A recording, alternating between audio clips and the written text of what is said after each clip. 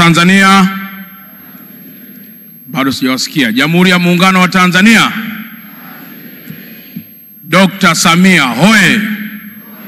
Hebu pungeni mikono namna hii kwa Mheshimiwa Rais wa Jamhuri ya Muungano wa Tanzania.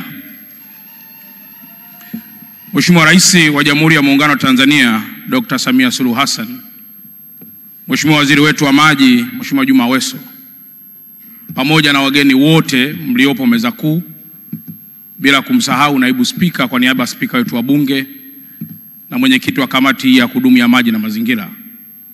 Mheshimiwa Rais, nayo furaha kutoa taarifa kwamba mkoa wetu wa Dar es Salaam mpaka muda huu uko salama sana. Lakini uko salama kwa sababu ya maelekezo yako ambayo umeendelea kutupatia kwa ajili ya kulinda usalama wa watu ndani ya mkoa wetu kwa ujumla wa Dar es Salaam. Lakini jambo la pili, Mheshimiwa Rais, masuala ya maji ndani ya mkoa wetu wa Dar es Salaam ni jambo nyeti sana. Dar es Salaam, Mheshimiwa Rais, kwa mujibu wa sensa tuna watu zaidi ya milioni 5.3. Tunapozungumzia dhana ya kumtua mwanamke ndoo ndani ya mkoa wetu wa Dar es Salaam, kwa mujibu wa sensa tuna wanawake wa mkoa wa Dar es Salaam milioni 2,783,710. Maana yake, Mheshimiwa Rais, watu ambao wanapata huduma hii ya maji katika mkoa huu ni watu wengi na ambao pia wanafaidika katika mnyororo huo wa thamani.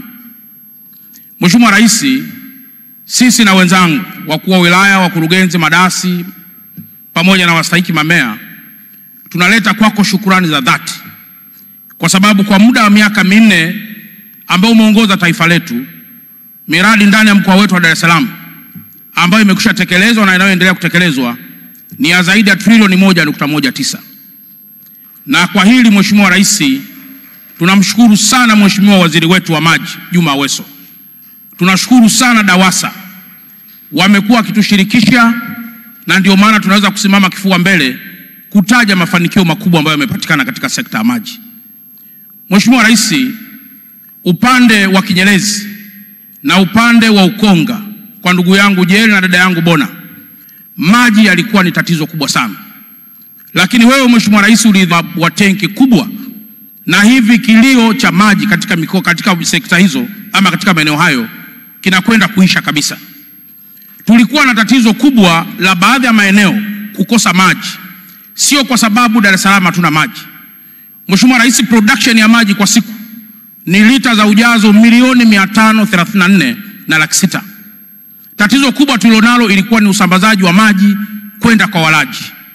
Ninashukuru sana Mheshimiwa Rais, umeidhinisha bilioni 23 ambazo sasa zinaendelea kupeleka maji baadhi ya maeneo kama Kibada, baadhi ya maeneo kama Chamanzi, baadhi ya maeneo kama Msongola na baadhi ya maeneo mengineyo kule Kijichi.